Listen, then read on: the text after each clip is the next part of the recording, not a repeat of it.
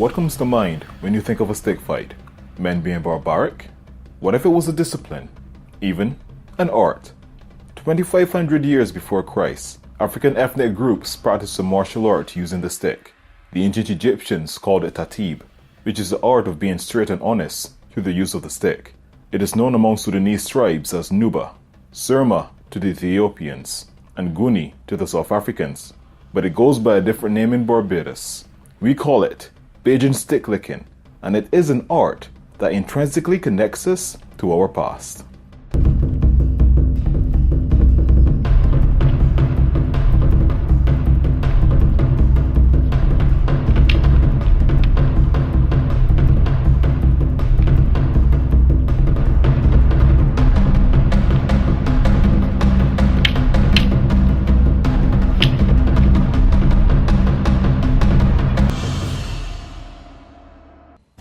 African herdsmen of the Angolan, Akan, and Ghanaian tribes practice stick fighting to pass time in the fields. Their warriors used sticks to train instead of machetes and spears, which were ideal in time of combat. It was only through the transatlantic slave trade, when men from these tribes were taken as prisoners of war to work on plantations, that stick fighting was introduced to Barbados. The evidence shows that the Africans practiced with sticks, but the real weapon of war or conflict was the cutlass, the machete, right? So you have in other countries like Trinidad and Jamaica and Haiti, still have a lot of machete fighting. But in Barbados, we had the stick as our main weapon. And it could be because Barbadian Africans were more policed than the others. There was no wild areas, forests and mountains to go and practice stuff. So everything was closely plantation. So the overseers and the plantation owners could, make sure that certain things that threatened them weren't practiced. In its heyday, stick licking was one of the most practiced pastime activities in rural villages and the city. Competitions were called situs, where neighboring villages would challenge one another. Situs would normally take place on bank holidays because it gives you time to travel to where you had to go. A village would organize what they call a situ, and I guess the word would get out, and the champion stick lickers from other villages would gather to this village to have, the fight among each other. And what was very interesting was that when the champion stick licker traveled, he traveled with an entourage. He traveled with supporters. Sometimes they walked to the venue, sometimes they rented a truck and went to the venue and everything. So that's why you needed the time, so people could move to the venue. To any discipline, there are its teachers. And to Bajan stick licking, there is Sifu Wayne Quinton. His involvement in martial arts was from age 10, but his exposure to stick fighting came through first-hand experience that made him a believer in the art. I am first and foremost a Jeet Kune Do student. I follow the art and philosophy of Bruce Lee, which very heavily emphasizes two things: functional martial arts, skills and techniques that actually work, and two, scientific approach to training, so that we're as efficient as possible in our training methodologies, so that we can get the most out of our training in the shortest period of time, so to speak.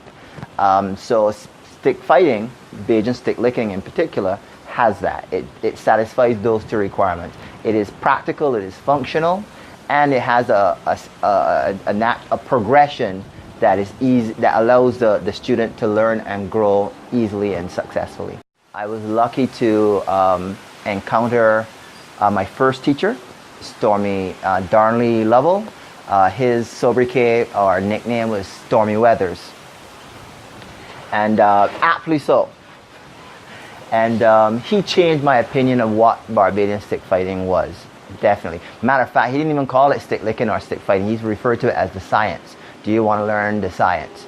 And it turned out to be that. It was a very scientific approach to combat.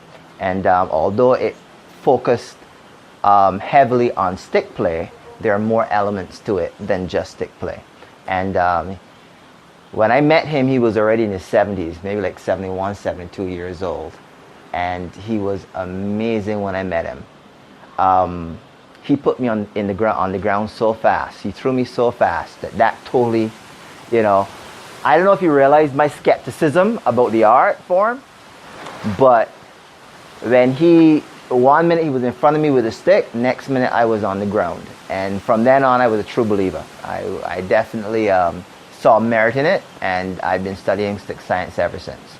During the mid-1900s, on the return of Barbadian migrants from England, United States of America, and Canada, new recreational activities were brought with them, such as cricket and dominoes. These rose in popularity, overshadowing stick licking as a pastime sport. The firearm became more popular, turning many away from settling disputes with the stick in favor for the gun.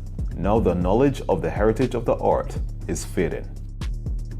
Dr. Ford and I are currently in the process of developing a program for teaching science that we're hoping to introduce to the public, and particularly hopefully in the school system, so that we can get youngsters involved in science again, so that we can preserve, because really the preservation of anything lies with the young.